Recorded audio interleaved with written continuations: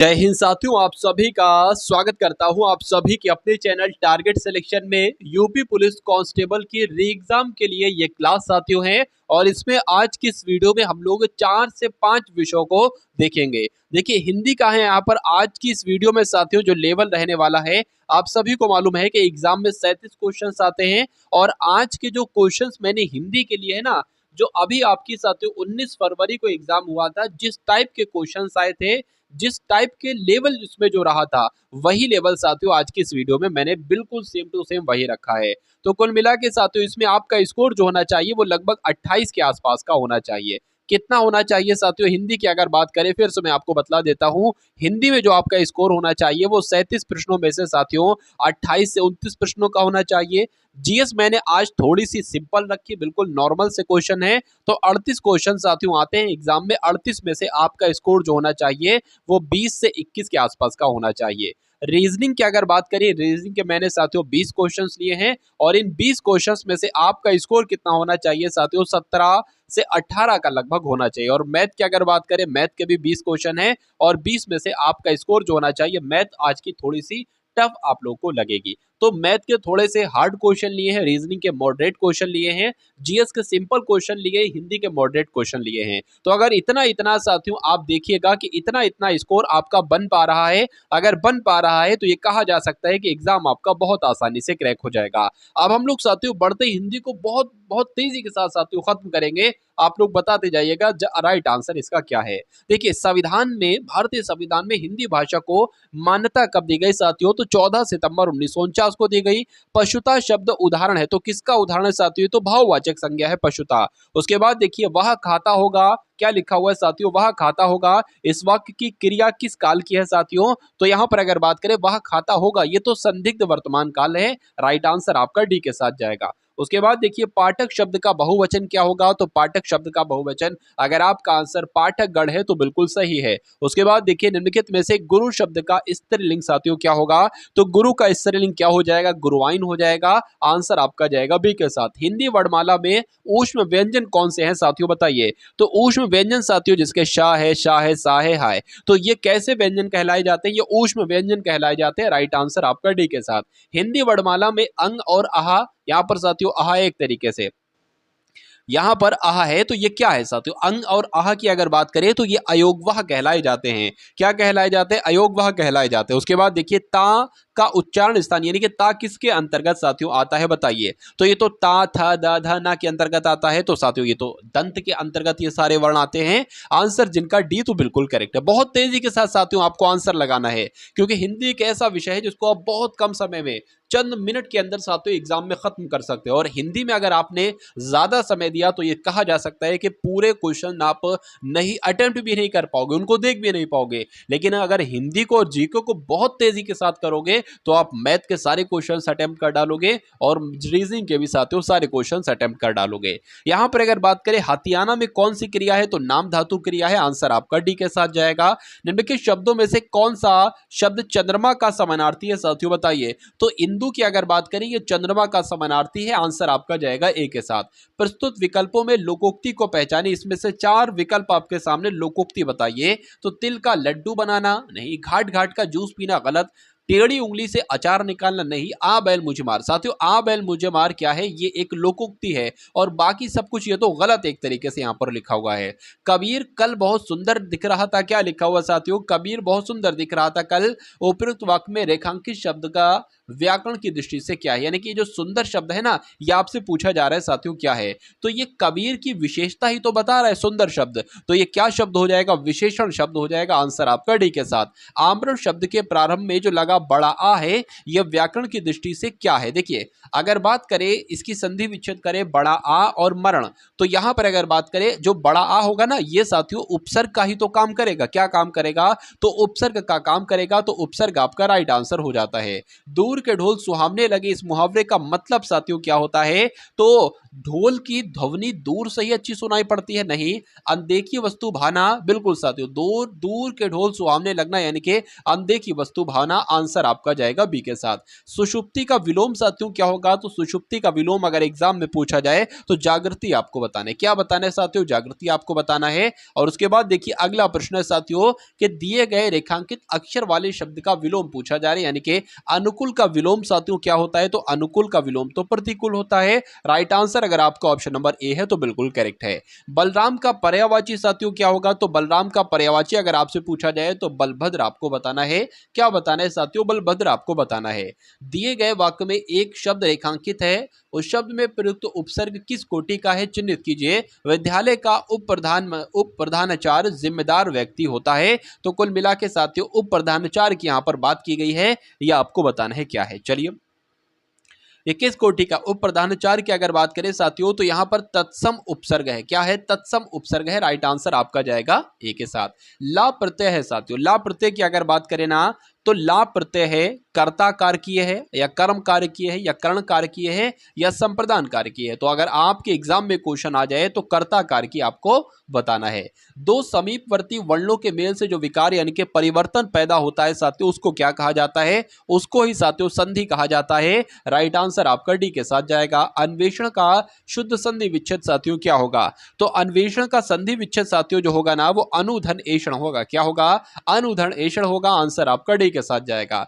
उत्ज्वल क्या लिखा, उत्धन ज्वल लिखा हुआ है, अगर इसका संधि करें तो कैसे करेंगे, ये गलत है, ये गलत है साथियों। एक तरीके से ये तो सही लग रहा है बी वाला, बी वाला सही है साथियों। उज्जवल अगर बात करें ये भी गलत है, कुल मिला के ये भी गलत है। तो अगर बात करते हैं साथियों देखिए दो बार जाएगा और दोनों बार आधा आधा जाएगा, तो उज्जवल की अगर बात करें ये आपका बिल्कुल सही हो जाएगा। आंसर आपका बी के साथ जाएगा। उसके बाद देखिए शुद्ध वर्तनी का चयन कीजिए साथियों, इसमें से शुद्ध वर्तनी बताइए साथियों। तो यहाँ पर कवित्री कहां पर लिखा हुआ है, जैसे ऑप्शन नंबर डी में है ऐसे साथियों कवित्री लिखा जाता है।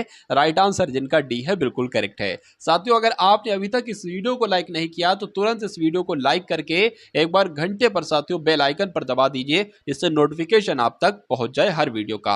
अशुद्ध वर्तनी का चयन कीजिए साथियों। देखिए साधु सही लिखा है, शून्य सही लिखा है, सांसारिक सही लिखा हुआ है, हस्तक्षेप एक तरीके से यहां पर गलत लिखा हुआ हस्तक्षेप होता है, यह गलत हो जाएगा। उसके बाद देखिए अगले प्रश्न का आंसर बताइए कि समूहार्थक शब्द का चयन कीजिए। तो समूह वाले शब्द मतलब बताना है, जहाज का समूहार्थक शब्द है तो नहीं। बेड़ा की अगर बात करें या केवट या नाव, तो साथियों बेड़ा शब्द एक समूह शब्द है। आंसर आपका जाएगा बी के साथ। भाई बहुत बढ़िया, वेरी गुड क्लास। भारत के संविधान के किस अनुच्छेद के अंतर्गत हिंदी को शासकीय भाषा घोषित किया गया है, तो यह अनुच्छेद साथियों आप लोग ध्यान रखेंगे अनुच्छेद 343 की बात की गई है और अनुच्छेद 343 के अंतर्गत ही हिंदी को शासकीय भाषा घोषित किया गया है। आंसर आपका जाएगा बी के साथ। नीचे दिए गए शब्द युग्म के सही अर्थ भेद का आपको चयन कीजिए, यानी कि आपको बताना है साथियों अभिराम का मतलब क्या होता है और अविराम का मतलब साथियों क्या होता है। देखिए विराम का मतलब होता है रुक जाना और अविराम का मतलब होता है लगातार चलते रहना। तो लगातार टाइप का शब्द कहां पर लिखा हुआ है, यहां पर लिखा हुआ है। और अभिराम का मतलब होता है सुंदर, यानी कि इस क्वेश्चन का राइट आंसर आपका जो जाएगा वो ऑप्शन नंबर डी के साथ जाएगा। उसके बाद देखिए कि बेमेल शब्द का साथियों चयन कीजिए। तो आभूषण है, अलंकार है, जेवर है, नागर है। तो मेरे हिसाब से साथियों ये तीन शब्द जो है ना इनका मतलब एक ही होता है। तो इसमें से सबसे अलग जो शब्द है वो ऑप्शन नंबर डी वाला है और यही आपका राइट आंसर है। जिसकी भुजाएं घुटनों तक लंबी हो उसको क्या कहा जाता है, तो उसको साथियों अजानुबाहु कहा जाता है। क्या कहा जाता है, अजानुबाहु कहा जाता है, जिसकी भुजाएं घुटनों तक लंबी होती हैं। जो शीघ्र प्रसन्न हो जाए उसके लिए साथियों एक शब्द क्या होगा, तो उसको हम लोग आशुतोष कहते हैं, जो शीघ्र प्रसन्न हो जाए। उसके बाद देखिए जनतंत्र शब्द निम्नलिखित में से किस समास प्रकार के अंतर्गत है साथियों बताइए। तो जनतंत्र की अगर बात करें साथियों यहां पर मेरे हिसाब से संबंध तत्पुरुष समास साथियों आएगा। आंसर आपका जाएगा ऑप्शन नंबर सी के साथ। नीचे लिखे वाक्यों के से कौन सा वाक्य शुद्ध है बताइए। देखिए यहां पर अगर बात करें कौन सा वाक्य शुद्ध है, इन 10 वर्षों में देश ने काफी प्रगति की, ये सही होगा। या इन 10 वर्ष में देश ने काफी प्रगति की। देखिए इन 10 वर्षों में देश ने काफी प्रगति की और यहां पर फर्क क्या है साथियों, इन 10 वर्षों ये लिखा है वर्ष, ये लिखा है वर्षों, तो ये सही लग रहा है, ये तो गलत लग रहा है। उसके बाद देखिए इधर 10 वर्षों में ये गलत हो जाएगा, इन 10 वर्षों में देश ने काफी प्रगति करना है, गलत हो जाएगा। तो कुल मिला के आंसर आपका जो जाएगा वो ऑप्शन नंबर ए के साथ जाएगा। ए वाला आपका बिल्कुल शुद्ध वाक्य हो जाएगा। उसके बाद देखिए साथियों के जो भाव मन में केवल अल्पकाल तक संचरण करके चले जाते हैं उनको क्या कहा जाता है, उनको साथियों संचारी भाव कहा जाता है। राइट आंसर आपका ए के साथ जाएगा। निम्नलिखित पंक्तियों में कौन सा रस है, आपको ये बताना है साथियों, बताइए। देखिए यहाँ पर अगर बात करें एक और अजगर ही, अजगर की बात की गई है, मतलब लखी एक और मर गराए, विकल बटोही बीच ही परियो मूर्छा खाए। तो जब भी साथियों अजगर वजगर की बात की जाए तो एकदम इंसान क्या हो जाता है, भय ही, मतलब भय से युक्त हो जाता है, एक तरीके से वो डर जाता है। तो कुल मिला के कौन सा यहाँ पर रस होगा, तो भयानक रस होगा अजगर की जो बात की गई है। उसके बाद देखिए कुंडलिया छंद किन तो छंदों से मिलकर बनता है, तो ये तो साथियों दोहा और रोला से मिलकर बनता है। राइट आंसर आपका बी के साथ जाएगा। निम्नलिखित पंक्तियों में कौन सा अलंकार अलंकार है, बताइए। चारू चंद्र की चंचल किरणें खेल रही हैं जल थल में, कौन सा अलंकार है, तो साथियों यमक अलंकार है। क्यों यमक अलंकार है, क्योंकि वर्णों की आवृत्ति हो रही है साथियों, आप लोग देख सकते हैं। उसके बाद देखिए निम्नलिखित में से संयुक्त वाक्य का चयन कीजिए, यानी कि 4 वाक्य हैं, एक वाक्य बताइए जो के संयुक्त वाक्य है, बताइए। चलिए तो देखिए यहां पर के आ गया है, ये आपका मिश्रित वाक्य हो जाएगा, ये आपका एक तरीके से सरल वाक्य हो जाएगा। उसने खाना खाया और सो गया, और जहां पर भी मैंने आपको बताया था और किंतु परंतु अथवा एकम एवं लेकिन आ जाए, वो वाक्य आपका संयुक्त वाक्य साथियों कहलाया जाता है। आंसर आपका जाएगा ऑप्शन नंबर सी के साथ। भाई बहुत बढ़िया, वेरी गुड क्लास। तो अब साथियों सामान्य ज्ञान की उम्मीद करता हूं आपका हिंदी में स्कोर बहुत शानदार रहा होगा। ये कुछ आसान से क्वेश्चंस मैंने लिए हैं साथियों सामान्य ज्ञान के। अगर इस बार ऐसे क्वेश्चंस आ जाते हैं, ये लेवल आ जाता है जीके जीएस का, यूपी जीके का, तो कितना स्कोर आपका रहता है। सामान्य ज्ञान का टेस्ट भी आप लोग दीजिएगा। देखिए साथियों ऋग्वेद के 10वें मंडल में किसका उल्लेख पहली बार साथियों मिलता है, तो आप लोग ध्यान रखेंगे शूद्र का उल्लेख पहली बार मिलता है। आंसर आपका बी के साथ। चीनी यात्री फाहान किसके शासनकाल में आया था, तो चंद्रगुप्त द्वितीय के शासनकाल में भारत आया था। आंसर आपका सी के साथ। 16 महाजनपदों के बारे में किस बौद्ध ग्रंथ से साथियों जानकारी मिलती है, तो अंगुत्तर निकाय से जानकारी मिलती है। आंसर आपका ऑप्शन नंबर ए के साथ। उसके बाद देखिए निम्न में से किस सुल्तान ने बाजार नियंत्रण व्यवस्था लागू की थी, तो अलाउद्दीन खिलजी ने ही साथियों बाजार नियंत्रण व्यवस्था लागू की थी। तो जिनका आंसर यहां पर सी है, तो बिल्कुल करेक्ट है। हल्दी घाटी का युद्ध 1576 में हुआ था, ये किन के बीच हुआ था, तो ये तो अकबर और महाराणा प्रताप के बीच हुआ था। आंसर आपका सी के साथ जाएगा। ललित कला अकादमी की स्थापना साथियों कब की गई, तो एग्जाम में अगर पूछा जाए तो 1954 आपको साथियों बतला देना है, क्योंकि ललित कला अकादमी की स्थापना 1954 में की गई थी। उसके बाद देखिए साथियों के उस्ताद बिस्मिल्लाह खां का संबंध किस वाद्य यंत्र से है, तो ये तो शहनाई वादक है साथियों, शहनाई से इनका संबंध है। आंसर आपका ए के साथ। निम्नलिखित में से कौन सा युग्म सुमेलित नहीं है साथियों, बताइए। तो यहां पर अगर बात करें देखिए हरि प्रसाद चौरसिया बांसुरी वादक है, सही। अमजद अली खान सरोद वादक है, और निखिल बनर्जी सितार वादक है, लेकिन शिव कुमार शर्मा वायलिन वादक नहीं है। क्यों, क्योंकि ये साथियों संतूर वादक हैं। तो कुल मिला के डी वाला सुमेलित नहीं है, यही आपका राइट आंसर है। उसके बाद देखिए अंधकार में प्रदीप महाद्वीप किसको कहा जाता है, तो जो अफ्रीका महाद्वीप है ना साथियों, इसको अंधकार में महाद्वीप कहा जाता है। रोम शहर की निम्नलिखित में से किस नदी के तट पर बसा है, तो रोम शहर जो है ना वो टाइबर नदी के तट पर बसा है। आंसर आपका बी के साथ। भारत में सबसे ऊंचा जलप्रपात साथियों कौन सा है, तो ये तो जोग जलप्रपात है, यानी कि जोग जलप्रपात जो है ना साथियों, ये भारत का सबसे ऊंचा जलप्रपात है। उसके बाद देखिए निम्नलिखित भारतीय राज्यों में से किस राज्य की कोई समुद्री सीमा नहीं है, बताइए। तो अगर बात करते हैं राजस्थान की, तो राजस्थान की साथियों कोई समुद्री सीमा नहीं है। आंसर आपका जो जाएगा वो ऑप्शन नंबर सी के साथ जाएगा। भाई बहुत बढ़िया, वेरी गुड क्लास। भारत में राष्ट्रीय आय का आकलन जो पहली बार किया था वो किसने किया था, तो वो तो दादा भाई नौरोजी ने किया था। राइट आंसर जाएगा आपका ऑप्शन नंबर बी के साथ। उसके बाद देखिए महालनोबिस मॉडल का संबंध किस पंचवर्षीय योजना के साथ जोड़ा गया है, बताइए। तो कुल मिला के दूसरी पंचवर्षीय योजना के साथ जोड़ा गया है, यानी कि दूसरी पंचवर्षीय योजना महालनोबिस मॉडल पर आधारित थी। उसके बाद देखिए पंचायती राज व्यवस्था संबंधित प्रावधान भारतीय संविधान की किस अनुसूची में रखे गए हैं साथियों, तो ये तो 11वीं अनुसूची में रखे गए हैं। राइट आंसर आपका जाएगा डी के साथ। उसके बाद देखिए द लॉस ऑफ इनहेरिटेंस किसकी करती है, बताइए। देखिए जितना यहां पर आपको समय दिया जा रहा है ना एग्जाम में, इससे भी कम समय आपको देना है हिंदी को और जीके जीएस यूपी जीके को हल करने में, इससे भी कम समय देना। मैं तो आपको तब भी साथियों अच्छा खासा समय दे रहा हूं, इससे भी कम समय में जब आप समय में सॉल्व करेंगे हिंदी और जीके जीएस को, तो ये समझ लीजिए साथियों मैथ और रीजनिंग के लिए आपका काफी टाइम आपको मिल जाएगा, और आपका माइंड भी ये समझ जाएगा कि हाँ भैया मेरे पास काफी टाइम है। क्योंकि जल्दबाजी में आसान क्वेश्चन गलत हो जाते हैं रीजनिंग के, मैथ के। जब बच्चा देखता है कि भाई हिंदी में मैंने बहुत समय ले लिया है, जीके में मैंने बहुत समय ले लिया है, तो फिर वो घबरा जाता है, कहता भाई समय तो कम है, मैथ और रीजनिंग के क्वेश्चन ज्यादा करना है, फिर वो घबरा जाता है, फिर उसको क्वेश्चन जो आते होते हैं ना वो भी नहीं कर पाता। इसलिए साथियों मैं जीके को और हिंदी को बहुत तेजी के साथ आपके लिए करवा रहा हूं ताकि आपकी भी प्रैक्टिस बन जाए। और ये मॉक टेस्ट साथियों यहाँ पर डेली होता है टारगेट सिलेक्शन नाम के चैनल पर। मेरा मानना है अगर इस टाइप से आप डेली साथियों प्रैक्टिस करेंगे पूरे पेपर की, तो कोई आपको मतलब हटा नहीं सकता, कोई आपको पछाड़ नहीं सकता आपके एग्जाम में। तो द लॉस ऑफ इनहेरिटेंस ये साथियों किसकी करती है, तो ये तो किरण देसाई की करती है। या आंसर आपका ऑप्शन नंबर सी के साथ जाएगा। उसके बाद देखिए मनुष्य में कौन से क्रोमोसोम्स के मिलने से पुत्र का जन्म होता है, तो जब पुरुष का वाई और स्त्री का एक्स क्रोमोसोम्स मिलता है तो साथियों पुत्र का जन्म होता है। उसके बाद देखिए शिशु में पितृत्व स्थापित करने के लिए निम्नलिखित में से किस एक तकनीक का प्रयोग किया जाता है, बताइए। तो साथियों किसका किया जाता है, डीएनए फिंगरप्रिंटिंग का किया जाता है। राइट आंसर आपका जाएगा ऑप्शन नंबर बी के साथ।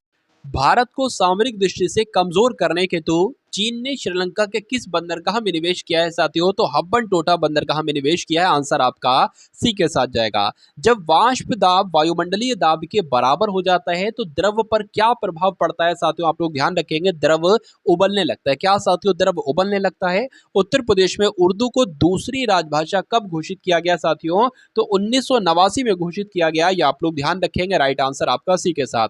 उत्तर प्रदेश की निम्नलिखित में से कौन सी जनजाति को बनरोध के नाम से भी जाना जाता है, बताइए। एग्जाम में साथियों क्वेश्चंस आएगा, आप लोग ध्यान रखेंगे। राजी जनजाति को बनरोध जनजाति के नाम से भी जाना जाता है। उत्तर प्रदेश में भातखंडे हिंदुस्तानी संगीत महाविद्यालय ये यूपी में साथियों कहां पर है, तो ये यूपी के लखनऊ में है। आंसर आपका ऑप्शन नंबर ए के साथ जाएगा। उसके बाद देखिए उत्तर प्रदेश में सर्वाधिक परिचित लोक नृत्य साथियों कौन सा है, यानी कि यूपी की अगर बात करें तो लोक नृत्य साथियों नौटंकी सबसे ज्यादा फेमस है। उसके बाद देखिए उत्तर प्रदेश में मंत्रिमंडल का कार्य राज्य की नीतियों को निर्धारण कार्यपालिका पर नियंत्रण एवं विविध विभागों के मध्य समन्वय करना होता है। बताइए किसके प्रति उत्तरदायी होता है, तो ये साथियों विधानसभा के प्रति उत्तरदायी होता है। आंसर आपका जाएगा ऑप्शन नंबर सी के साथ। कृषि श्रमिक सामाजिक सुरक्षा योजना उपलब्ध कराती है, तो ये क्या उपलब्ध कराती है, ये तो पेंशन तथा बीमा लाभ को उपलब्ध कराती है। आंसर आपका सी के साथ। उत्तर प्रदेश समाज कल्याण विभाग स्थापित किया गया, तो कब स्थापित किया गया था, 1955 में स्थापित किया गया था। आंसर आपका बी के साथ जाएगा। राष्ट्रीय हित के लिए किसे प्रभावी बनाने की जरूरत है, तो साथियों जो मौलिक अधिकार है, मूल अधिकार है, राष्ट्रीय हित के लिए किसे प्रभावी बनाने की जरूरत है, तो मौलिक अधिकार को प्रभावी बनाने की जरूरत है। पुलिस अधिनियम 1861 के अंतर्गत विशेष पुलिस अधिकारी की नियुक्ति की जा सकती है, तो साथियों किसके द्वारा की जा सकती है, ये आपसे पूछा जा रहा है। तो किसी मजिस्ट्रेट द्वारा स्वयं प्रेरणा से की जा सकती है। राइट आंसर आपका ऑप्शन नंबर ए के साथ जाएगा। उसके बाद देखिए अगले नंबर का साथियों प्रश्न आपकी स्क्रीन पर है कि social networking website Google plus की स्थापना किस वर्ष हुई थी, तो कब हुई थी साथियों, 2011 में हुई थी। आप लोग ध्यान रखेंगे। आंसर आपका ए के साथ जाएगा। केंद्रीय आलू अनुसंधान संस्थान साथियों ये कहां पर स्थित है, तो ये तो शिमला में स्थित है। कहां पर स्थित है साथियों, शिमला में स्थित है। आंसर आपका ए के साथ। मानव द्वारा सबसे पहले किस धातु का प्रयोग किया गया था, तो सबसे पहले मानव ने तांबे धातु का प्रयोग किया था। राइट आंसर आपका बी के साथ जाएगा। दीवाने अमीर को ही विभाग की स्थापना किस सुल्तान ने की थी, बहुत इंपॉर्टेंट क्वेश्चन है। तो मोहम्मद बिन तुगलक की अगर बात करें, दीवाने अमीर को ही नाम के विभाग की स्थापना मोहम्मद बिन तुगलक ने ही की थी। किस शासक की मंत्रिपरिषद को अष्टप्रधान की संज्ञा दी गई, यानी कि किस शासक की मंत्रिपरिषद को अष्टप्रधान कहा जाता है, तो शिवाजी की जो मंत्रिपरिषद थी साथियों इसको अष्टप्रधान कहा जाता था। आंसर आपका ए के साथ जाएगा। सती प्रथा का अंत और ठगी प्रथा को समाप्त किसने किया था साथियों, तो एक अहम साथियों रोल किसका था बताने की कोशिश करेंगे, बताइए साथियों। चलिए तो जब यहां पर अगर बात करते हैं साथियों लॉर्ड विलियम बेंटिंक की, तो सती प्रथा का अंत और ठगी प्रथा को समाप्त करने का श्रेय लॉर्ड विलियम बेंटिंक को ही जाता है। उसके बाद देखिए अगला प्रश्न आपकी स्क्रीन पर है कि राज्यालय हड़प नीति निम्न में से किसके द्वारा लागू किया गया था, तो डलहौजी के द्वारा लागू किया गया था। राइट आंसर आपका ऑप्शन नंबर सी हो जाता है। मुद्रा राक्षस नामक पुस्तक के लेखक साथियों कौन है, तो ये तो विशाख दत्त हैं। आंसर आपका किस ऑप्शन के साथ, ऑप्शन नंबर ए के साथ। कला की राजस्थानी और पहाड़ी शैलियां किसके लिए प्रसिद्ध हैं साथियों, बताइए। तो ये तो चित्रकला के लिए जानी जाती है। क्या राइट आंसर आपका जो जाएगा वो ऑप्शन नंबर डी के साथ जाएगा। भाई बहुत बढ़िया, वेरी गुड क्लास। तो यहाँ पर अब साथियों आप लोग रीजनिंग के क्वेश्चंस देखेंगे और मैंने आपको बताया था कि रीजनिंग के हम लोग कितने क्वेश्चंस देखेंगे साथियों, 20 क्वेश्चंस देखेंगे। रीजनिंग के 20 क्वेश्चंस होंगे और इन 20 क्वेश्चंस में से आपको 16 से 17 का साथियों स्कोर करना ही करना है। अगर आप इतना करेंगे ना तो ये समझ लीजिए एग्जाम में आप पूरे में से पूरे नंबर लेंगे रीजनिंग के सेक्शन में। तो साथियों पहला प्रश्न रीजनिंग का आपकी स्क्रीन पर है, आपसे पूछा जा रहा है, कथन है आपके सामने, क्या रेलवे को अपने कर्मचारियों को फ्री पास देना अविलंब बंद कर देना चाहिए? तो अब तर्क में कहा जा रहा है, आपको बताना है कौन सा तर्क मजबूत है, ठीक है ना। रेलवे को अपने कर्मचारियों को फ्री पास देना अविलंब बंद कर देना चाहिए, तो कहने के कर्मचारी नहीं बंद करना चाहिए क्योंकि कर्मचारियों को फ्री यात्रा करने का अधिकार है। देखिए ये एक मजबूत तर्क नहीं होगा, तो कुल मिला के ये कट हो जाएगा। दूसरा देखिए कह रहे कि हाँ बंद कर देना चाहिए, ये रेलवे को बेहतर सुविधा देने में मदद करेगा। तो साथियों रेलवे को बेहतर सेवा कैसे मिल पाएगी अगर कर्मचारियों को फ्री पास दिया जाएगा? तो ये भी साथियों एक तरीके से कट हो जाएगा, यानी कि कोई इसमें तर्क जो है ना वो मजबूत नहीं है, इसलिए कह सकते हैं ना तो तर्क एक और ना ही तर्क दो मजबूत है। उसके बाद देखिए अगले नंबर का प्रश्न फिर से साथियों कथन वाला क्वेश्चन है। यहां पर कहा जा रहा है, क्या भारत में सभी व्यावसायिक शिक्षा देने वाले कॉलेजों को स्वरोजगार को बढ़ावा देने के लिए खुद का सिलेबस या पाठ्यक्रम का विकास करना चाहिए? तो कह रहे हैं कि हाँ भैया विकास करना चाहिए क्योंकि ये रोजगार को बढ़ावा देने में एक महत्वपूर्ण कदम होगा। तो ये बात तो बिल्कुल सही है साथियों, अगर ऐसा होता है तो ये रोजगार को बढ़ावा देने में एक महत्वपूर्ण कदम होगा। उसके बाद देखिए कि नहीं, बढ़ावा मतलब विकास नहीं उसका करना चाहिए क्योंकि शिक्षा के स्तर को एक समान रखने में असफल होगा, जिससे स्तरीय शिक्षा नहीं मिल सकेगी। तो कुल मिला के ये सही नहीं लग रहा है, यानी कि पहला वाला जो है ना वो साथियों बिल्कुल तर्क मजबूत हो जाएगा, यानी कि आंसर आपका जाएगा ऑप्शन नंबर ए के साथ। अब उसके बाद देखिए अगले नंबर का प्रश्न आपकी स्क्रीन पर है। क्या यहां पर साथियों बताया जा रहा है कि रमेश अपनी कार से 4 किलोमीटर पूरब की तरफ जाता है। चलिए तो मान लीजिए अभी रमेश यहां पर है, पूरब की तरफ जाता है साथियों कार से 4 किलोमीटर। उसके बाद वो साथियों बाएं मुड़ता है और 6 किलोमीटर चलता है। तो बाएं मुड़ता है साथियों वो 6 किलोमीटर चलता है, फिर वह बाएं मुड़ता है और 4 किलोमीटर चलता है, फिर साथियों वो बाएं मुड़ता है और 4 किलोमीटर चलता है। रमेश अपने प्रारंभिक स्थान से कितनी दूरी पर है साथियों? तो वो तो 6 किलोमीटर की दूरी पर है। आंसर आपका जो जाएगा वो ऑप्शन नंबर ए के साथ जाएगा। देखिए एग्जाम में बिल्कुल आसान आसान से भी क्वेश्चन आते हैं, ऐसा नहीं है कि अब साथियों इस टाइप के क्वेश्चन नहीं आते हैं। आपके एग्जाम में 3 प्रकार के क्वेश्चंस आते हैं, सिंपल, मॉडरेट और हार्ड। तो इस मॉक टेस्ट में भी आप लोग साथियों सिंपल, मॉडरेट, हार्ड क्वेश्चन देखेंगे। अभी मैथ का थोड़ा सा मैंने लेवल को अप किया है, ठीक है ना, उठाया है लेवल को, थोड़े से हार्ड क्वेश्चन टाइप के देखेंगे, लेकिन सब नहीं होंगे, कुछ होंगे उसमें। उसके बाद देखिए साथियों ममता पश्चिम की ओर 14 किलोमीटर चलती है। तो चलिए भाई ममता की अगर बात करें तो पश्चिम की तरफ 14 किलोमीटर चल दी, ठीक है। उसके बाद क्या कहा जा रहा है कि दाईं ओर मुड़ती हैं और 14 किलोमीटर चलती हैं। चलिए एक सेकेंड, थोड़ा सा इधर बढ़ा के साथियों यहां पर हम लोग इसको कर लेते हैं। चलिए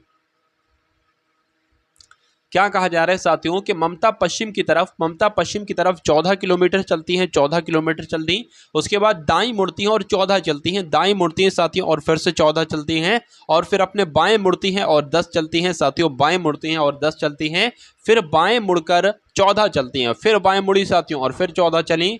उसके प्रारंभिक प्रस्थान बिंदु और उसकी वर्तमान स्थिति में सबसे कम दूरी क्या है? तो कुल मिला के साथियों आपसे ये दूरी पूछी जा रही है। देखिए ये दूरी तो 14 है और ये दूरी 10 है, यानी कि कुल मिला के अपने शुरुआती बिंदु से वो 24 किलोमीटर की दूरी पर है, और 24 किलोमीटर ही आपका साथियों बिल्कुल सही जवाब हो जाता है। ये कौन से ऑप्शन में है? तो ये तो ऑप्शन नंबर सी में है भाई, बहुत बढ़िया, वेरी गुड क्लास। अब उसके बाद देखिए अगले नंबर का प्रश्न आपकी स्क्रीन पर है। यहां पर जब बात करते हैं कि दी गई अक्षर श्रृंखला के खाली स्थानों पर क्रम से रखने पर निम्नलिखित में से कौन सा अक्षर समूह से पूरा करेगा? जैसे कि यहां पर आप लोग देख पा रहे हैं कि खाली जगह भी है, जैसे कि सी सी है, फिर खाली जगह है, फिर सी सी बी सी है, फिर खाली जगह है, फिर ए सी सी है, और फिर बी सी सी है, और फिर खाली जगह है, फिर सी है, और फिर यहाँ पर साथियों खाली जगह है, और फिर बी है। देखिए इस टाइप का क्वेश्चन को करने का एक तरीका आप लोग क्या देख लेंगे, मैं आपको बता देता हूं। पहला स्टेप आपको करना है कि इसको खाली जगह को भी काउंट कर लो और लेटर को भी काउंट कर लो। तो 1 2 3 4 5 6 7 8 9 10 11 12 13 14 15 16 17 18, यानी कि 18 है साथियों। या तो 6 का पेयर बनेगा, 9 का थोड़ी ना बन सकता, 6 का ही पेयर बनेगा। और अगर 3 का बनाएंगे तो साथियों बहुत ज्यादा पेयर बन जाएंगे। तो 6 का पेयर देखिए जरा साथियों, 1 2 3 4 5 6, तो ये एक अलग हो जाएगा, 1 2 3 4 5 6 ये अलग हो जाएगा, और 1 2 3 4 5 6 ये अलग हो जाएगा। आप जरा देख पा रहे हैं कि शुरू में साथियों सी सी है, यहां पर भी सी सी है, यहां पर भी CC है तो यहां पर भी CC आ जाएगा, तो ये आपका हो गया। अब देखिए पूरा एक तरीके से आपका बन गया CCA CCB, तो CC यहां पर क्या आ जाएगा, A आ जाएगा, CCA CCB, बहुत बढ़िया, CCA और यहां पर क्या आ जाएगा, ठीक है ना, यहां पर साथियों क्या आ जाएगा, B से पहले क्या है, B से पहले C है तो यहां पर भी C आ जाएगा। अब देख लो आपने अपने पेन से कौन कौन से लेटर लिखे हैं, तो आपने A लिखा है, आपने C लिखा है, आपने A लिखा है, आपने C लिखा है, तो AC देख लेते हैं कौन से ऑप्शन में है और वही आपका सही जवाब हो जाता है। देख लेते हैं साथियों कौन से ऑप्शन में है AC, तो AC तो साथियों ये आपका ऑप्शन नंबर A में है, तो यही आपका बिल्कुल सही और बिल्कुल सटीक जवाब हो जाता है भाई, बहुत बढ़िया, वेरी गुड क्लास। अब उसके बाद देखिए कि निम्न श्रेणी में लुप्त संख्या आपको बताना है, यानी कि ये 81वें नंबर का क्वेश्चन है साथियों। आपकी अगर बात करें साथियों 5760 के बाद 960 आ गया है, 960 के बाद आपको बताना है क्या आएगा, उसके बाद 48 आएगा, उसके बाद 16 आएगा, उसके बाद 8 आएगा। देखिए हम थोड़ा सा अगर यहाँ से शुरू करते हैं तो हमें कठिनाई होगी, यहाँ से थोड़ा कुछ हमें समझ में आ रहा है कि ये 8 का 2 गुना हुआ है, यानी कि क्या हुआ है साथियों, 8 की 2 से गुणा हुई है, ये आया है। उसके बाद 16 3 48 होते हैं साथियों, यानी कि 16 की 3 से गुणा हुई है तो 48 आया है। तो मेरे हिसाब से साथियों यहाँ पर जो नंबर आएगा प्रश्नवाचक चिन्ह की जगह पर, वो 4 से गुणा होगी 48। तो एक बार देख लेते हैं साथियों, 48 की गुणा 4 से कराकर 4 अट्ठे 32 हो जाएगा, 4 चौक 16 और 3 आपका 19 हो जाएगा, यानी कि हो सकता हो यहाँ पर 192 आ जाए। लेकिन अब हम देखिए 192 यहाँ ऑप्शन में भी है, लेकिन हम ऐसे इसको टिक नहीं करेंगे, हम एक बार ये भी देख लेंगे कि देखिए इसकी इस नंबर की गुणा 2 से करी, इसकी 3 से करी, इसकी 4 से करी, तो अगला नंबर आया, इसकी अगर 5 से गुणा करें तो क्या 960 आ रहा है, अगर 960 आ रहा है तो यही हमारा बिल्कुल सही जवाब हो जाएगा। 5 से गुणा करके देख लीजिए, 5 दूना 10 हो जाएगा, 5 नीम 45 हो जाएगा, 1 46 हो जाएगा, 5 एकम 5 9 हो जाएगा, बिल्कुल साथियों 960 ही आ गया, यानी कि अब मैं कंफर्म तरीके से कह सकता हूं 192 ही आपका बिल्कुल सही और सटीक जवाब हो जाता है। उसके बाद देखिए फिर से एक साथियों नंबर सीरीज का क्वेश्चन आपकी स्क्रीन पर आ गया है, 3 है, उसके बाद 15 है, उसके बाद 35 है, फिर 63, फिर अगले नंबर पर साथियों कौन सा नंबर आएगा। देखिए यहां पर अगर बात करें कितने की बढ़ोतरी हुई है, 12 की बढ़ोतरी हुई है। यहां पर अगर बात करें साथियों 20 की बढ़ोतरी हुई है। यहां पर अगर बात करें देखिए ये आपका 35 बोले तो 50 तक 15 हो जाएगा और 13, यानी कि 15 और 13 कितना होता है साथियों, 28 होता है, तो यहाँ पर 28 आपका आ जाएगा। ठीक है ना, समझ में कुल मिला के साथियों आ गया। अरे भाई 50 तक जाओगे 15 हो जाएगा, और 15 और 13 साथियों कितना हो जाएगा, 15 और आपका 10 25 हो जाएगा, ठीक है ना, और 3 आपका 28 हो जाएगा। अब अगर बात करते देखिए अब हमें कुछ नहीं मिला, 12 20 कुछ लॉजिक नहीं बन रहा है, तो एक बार और करके देखिए, 12 में जब 8 जोड़ेंगे तो 20 आएगा, 20 में जब 8 जोड़ेंगे तो 28 आएगा, तो 28 में जब 8 जोड़ेंगे साथियों तो कितना आएगा, 36 आएगा, और 36 वो यहां पर नंबर आएगा। यानी कि 3 में 12 जोड़ा तो 15 मिला, 15 में 20 जोड़ा तो 35 मिला, 35 में 28 जोड़ा तो 63 मिला। अब 63 में 36 जोड़ेंगे तो ये प्रश्नवाचक चिन्ह की जगह वाला नंबर हमको मिल जाएगा। तो 3 और 6 कितना हो जाएगा, 9 हो जाएगा, 6 और 3 कितना हो जाएगा, 9 हो जाएगा, यानी कि यहां पर कौन सा नंबर आएगा, 99 नंबर आएगा, और यही आपका बिल्कुल सही और बिल्कुल सटीक जवाब हो जाता। भाई बहुत बढ़िया, वेरी गुड क्लास। कहां चला गया साथियों, ये देखिए 99 हो गया था, अब इसको देखिए साथियों। उसके बाद देखिए साथियों नेक्स्ट नंबर का है कि वो संख्या बताइए जो सामान्य गुण ना होने के कारण उक्त समूह से संबंधित नहीं है। देखिए यहाँ पर आपको एक ऐसा नंबर बताना है जो अन्य नंबर से बिल्कुल अलग है साथियों। देखिए यहाँ पर अगर बात करें तो ये सारे के सारे साथियों मुझे किसी न किसी संख्या के स्क्वायर लग रहे हैं साथियों, स्क्वायर यानी कि वर्ग लग रहे हैं। देखिए जब हम सिर्फ और सिर्फ बात करते इस नंबर की तो ये किसी संख्या का स्क्वायर नहीं है, बाकी ये भी है 13 का है, ये ठीक है ना, ये 17 का है, ये 13 का है, बाकी कोई हर मतलब किसी ना किसी नंबर के स्क्वायर हैं, लेकिन 442 साथियों नहीं है। तो 442 ही यहाँ पर से सबसे अलग हो जाएगा, सबसे विषम हो जाएगा, और यही आपका बिल्कुल सही जवाब हो जाता है।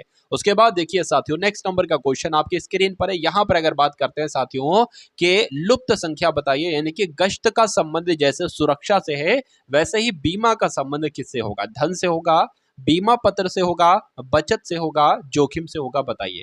देखिए गश्त का संबंध कहीं ना कहीं सुरक्षा से है, तो बीमे का संबंध मेरे हिसाब से जोखिम से हो जाना चाहिए। गश्त का संबंध सुरक्षा से, तो बीमे का संबंध साथियों जोखिम से ही होगा। उसके बाद देखिए अगला प्रश्न आपकी स्क्रीन पर है कि ADBC का संबंध EHFG से है, तो ILJK का संबंध साथियों किससे होगा, आपसे पूछा जा रहा है। चलिए देखिए यहाँ पर अगर बात करें ना साथियों, तो यहाँ पर मेरे हिसाब से साथियों जो मैटर लॉजिक लग रहा है वो ए से यहाँ पर ई हुआ है, यानी कि 4 नंबर एक तरीके से बढ़ाया गया है।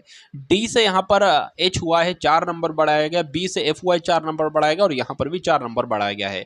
तो ये होता है 9 पर, ये होता है 12 पर, जे होता है 10 पर और के होता है 11 पर। तो यहाँ पर 4 बढ़ाएंगे तो 13 आ जाएगा और 13 पर एम होता है। 12 है, इसमें 4 बढ़ाएंगे 16 आ जाएगा, यानी कि 16 पर पी होता है। 14 आ जाएगा, 14 पर साथियों आपका क्या होता है, एम होता है। एम एम तो 13 पर होता है, एन होता है साथियों, एन हो जाएगा 14 पर। यहाँ पर 15 आ जाएगा और 15 पर ओ होता है। तो कुल मिला के एम पी एन ओ आपका राइट आंसर हो जाएगा। और ये कौन से ऑप्शन में है, ऑप्शन नंबर बी वाले में है। तो जिनका आंसर यहाँ पर एम पी एन ओ है तो बिल्कुल सही है। उसके बाद देखिए अगले नंबर का प्रश्न आपकी स्क्रीन पर देखिए। यहां पर अगर बात करते हैं कि निम्न श्रृंखला में गलत पद अब आपको बताना है, कैसा पद आपको बताना है, गलत पद आपसे पूछा जा रहा है। देखिए ये 49 से 49 है, मतलब यहां पर कुछ नहीं बढ़ाया गया है। यहां पर अगर बात करें 1 बढ़ाया गया है, यहां पर अगर बात करें 4 बढ़ाया गया है, यहां पर अगर बात करें 6 बढ़ाया गया है, यहां पर अगर बात करें तो साथियों कितना बढ़ाया गया है भाई, 70 19 बढ़ाया गया। और यहां पर अगर बात करें तो कितना बढ़ाया गया है, जरा 14 में से साथियों 9 जाएगा तो कितना बचेगा, 5 बचेगा। और ये 9 हो जाएगा तो यहां पर कुल मिला के 5 बचेगा। अच्छा यहां पर अब एक चीज आप देखिए साथियों, अब यहां पर गलत चीज आपको पता करना है क्या है, क्या बड़ा है। देखिए ये 4 बड़ा है और ये 25 बड़ा है, मतलब ये किसी ना किसी संख्या के स्क्वायर बढ़ाए जा रहे हैं मेरे हिसाब से। तो अगर यहां पर बात करें साथियों 0 का स्क्वायर बढ़ाया जाए तो 0 मतलब कुछ नहीं बढ़ेगा। अगर यहां पर 1 का स्क्वायर बढ़ाया जाए, 49 में 1 का स्क्वायर बढ़ाया जाए तो 50 हो जाएगा। अगर यहां पर 2 का स्क्वायर बढ़ाया जाए साथियों तो 4 हो जाएगा, यानी कि 50 से 54 हो जाएगा।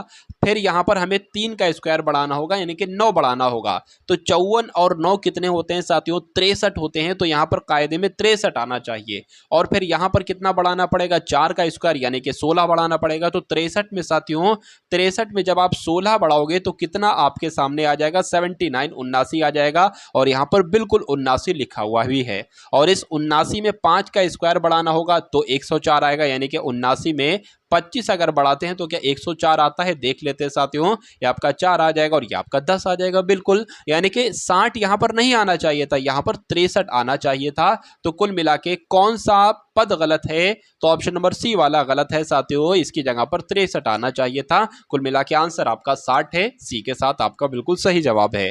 उसके बाद देखिए आग में हमेशा क्या होता है, ऊष्मा होती है आग में, ठीक है ना, या वायु होती है या पानी होती है या सफेद रंग होता है। तो कहीं ना कहीं साथियों आग में हमेशा ऊष्मा होती है। राइट आंसर आपका जाएगा ऑप्शन नंबर ए के साथ। उसके बाद देखिए सभी बच्चे शिक्षार्थी हैं और सभी शिक्षार्थी जवान हैं, कथन के अनुसार उपयुक्त आरेख को आपको चुना है। देखिए सभी अगर बच्चों की अगर बात करते हैं तो ये क्या हो जाएंगे, ये सभी बच्चे हो जाएंगे, ये सभी बच्चे हो गए। और कहा गया है सभी बच्चे जो है ना, ये सभी बच्चे क्या है, सभी बच्चे साथियों शिक्षार्थी हैं। चलिए और कह रहे कि सभी शिक्षार्थी क्या है, सभी शिक्षार्थी एक तरीके से जवान है, यह कहा गया है।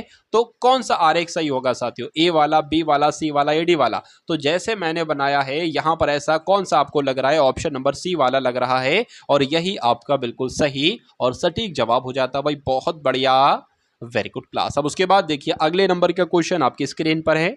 यहां पर देखिए अगर बात करें कि दिए गए विकल्पों में से वो शब्द आपको ढूंढना है जो निम्नलिखित शब्दों के अक्षरों से नहीं बन सकता है। तो इंफ्रास्ट्रक्चर आपके सामने लिखा हुआ इंफ्रास्ट्रक्चर, तो NATUR क्या बन सकता है, मतलब NATURE यहां पर वर्ड है, शब्द है, लेटर है या नहीं है, देखते हैं एक बार साथियों, कोशिश करते हैं। तो N ये हो गया, A ये हो गया, T ये हो गया, U ये हो गया, RE ये हो गया, यानी कि ये तो बन सकता है। तो ये आंसर नहीं होगा, हमें वो देखना है जो नहीं बन सकता है। इसको देखिए जरा, CHAR, तो इसको भी देख लेते हैं साथियों, CHAR कहां पर है, तो C ये हो गया साथियों, H किधर गया, H यहां पर साथियों नहीं है, H यहां पर है ही नहीं, तो ये वाला नहीं बन सकता। और यही पूछा भी गया था कौन सा नहीं बन सकता, तो ऑप्शन नंबर बी वाला वर्ड नहीं बन सकता, नहीं बन सकता, तो यही आपका राइट आंसर हो जाता है। उसके बाद देखिए नेक्स्ट नंबर का क्वेश्चन आपकी स्क्रीन पर बताइए। देखिए यहां पर साथियों 6 से 11 हुआ है, क्या हुआ है साथियों, 6 से यहां पर 11 हुआ है। तो कुल मिला के 11 से यहां पर क्या हो सकता है बताइए। अगर बात करें यहां पर कितना बढ़ाया गया है साथियों, 5 प्लस किया गया है। तो अगर हम यहां पर 5 प्लस कर देते हैं तो 16 आ जाता है, या अगर मान लीजिए 6 भी प्लस कर देते हैं तो 17 आ जाता है। तो ऑप्शन में ना तो 16 है और ना ही 17 है, तो ये लॉजिक आपका नहीं लगेगा। अगर बात करें देखिए यहां पर अगर बात करें, देखिए मैं अगर बात करें कि 2 का स्क्वायर क्या होता है, 4 होता है, उसमें अगर 2 जोड़ देते हैं तो ये नंबर मिल जाएगा। उसी प्रकार 3 का स्क्वायर क्या होता है, 9 होता है, उसमें अगर 2 जोड़ देंगे तो ये नंबर हमें प्राप्त हो जाएगा। तो कुल मिला के ये तो वही चीज है। इसमें अब हमें अगले नंबर क्या करना पड़ेगा, 4 का स्क्वायर में साथियों 2 जोड़ देना पड़ेगा, यानी कि 4 चौक 16 और प्लस 2 18 यहाँ पर कुल मिला के आपका आ जाएगा। तो 18 साथियों ऑप्शन में भी है और यही आपका बिल्कुल सही जवाब हो जाता है भाई। बहुत बढ़िया, वेरी गुड क्लास। देखिए यहाँ पर ए बी ई है, मतलब ए बी ई को कैसे न कैसे करके 8 लिखा गया है, और के एल को के साथ के एल ओ को यहाँ पर क्या लिखा जा सकता है, 37 लिखा जा सकता है, 39 लिखा जा सकता है, 38 लिखा जा सकता है या 36 लिखा जा सकता है। तो मेरे हिसाब से साथियों 1 प्लस 2 प्लस 5 बराबर क्या होता है, 8 होता है। तो उसी प्रकार साथियों यहाँ पर 11 प्लस 12 प्लस 15 कितना होगा, बस इतना आपको साथियों बतलाना है।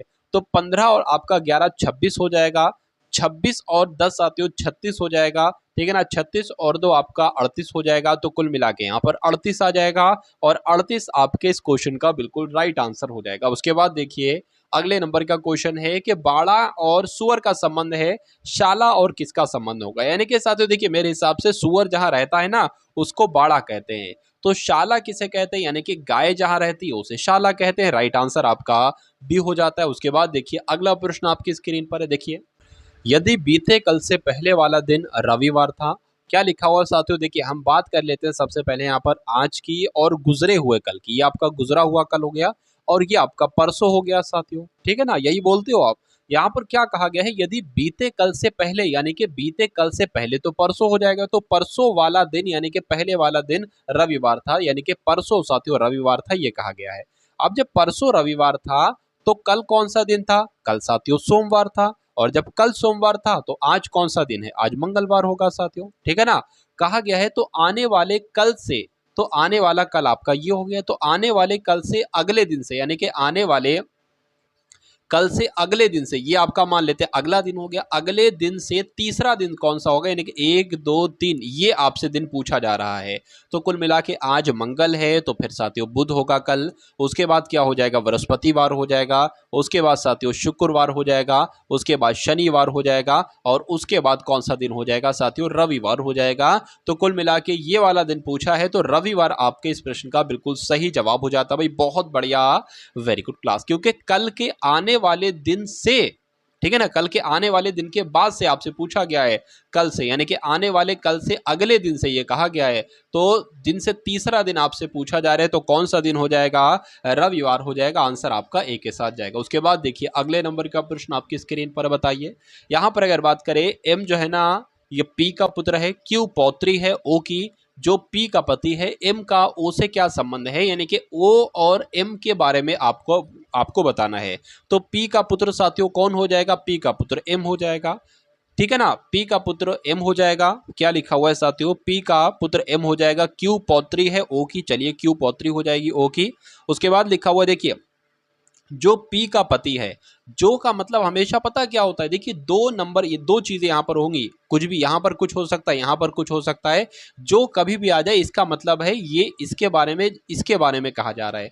जो पी का पति है यानी कि ये ओ का पति है, यानी कि पी जो है ना साथियों, ये पी ये ओ का पति है साथियों, ओ का पति है। चलिए तो कुल मिला के ये बात आप लोग आप समझ चुके होंगे ना। अब पूछा गया था कि ओ से क्या संबंध है एम का, तो ओ क्या कहेगा एम को, अरे भाई ओ की पत्नी है, ये पत्नी ही तो है ना। चलिए जो भी है, मतलब ये दोनों पति पत्नी है, ये बच्चा है इनका, तो कुल मिला के ये पुत्र ही तो होगा एक तरीके से, क्या होगा, तो पुत्र होगा। ये क्या कहेगा साथियों, ओ क्या कहेगा, पुत्र ही तो कहेगा, तो पुत्र आपके इस क्वेश्चन का बिल्कुल सही जवाब हो जाता है। उसके बाद देखिए अगले नंबर का क्वेश्चन आपकी स्क्रीन पर है कि लड़कों की एक पंक्ति में श्रीनाथ बाएं से सातवां है।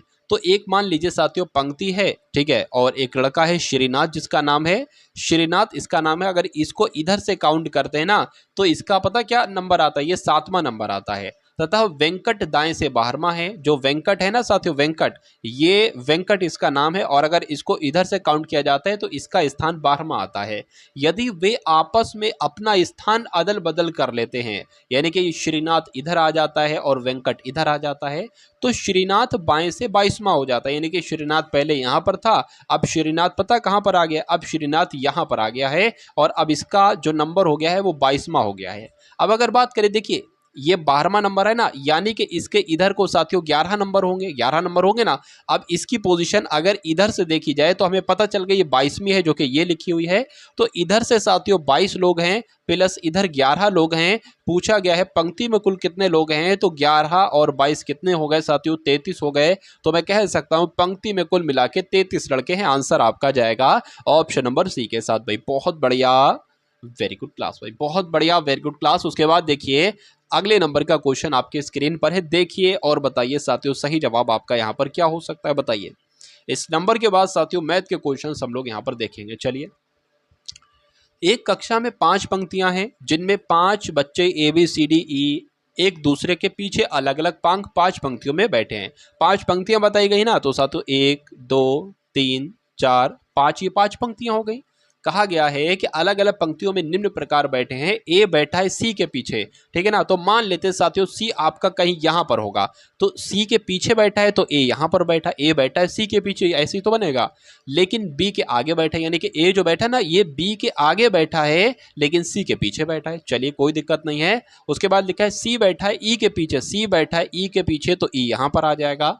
उसके बाद लिखा है डी बैठा है ई के क्या लिखा हुआ है, डी बैठा है ई के आगे, तो डी बैठा है साथियों ई के आगे, क्या लिखा हुआ है, डी बैठा है ई के आगे। तो ये वाला हम कट कर देंगे, डी बैठा है साथियों ई के आगे तो डी यहां पर बैठ जाएगा। अभी भी पंक्तियां 5 ही हैं, देखिए 1 2 3 4 5, नीचे एक एक्स्ट्रा हो गई थी तो उसको हमने कट कर दिया क्योंकि हमें ऊपर एक पंक्ति की जरूरत पड़ी थी।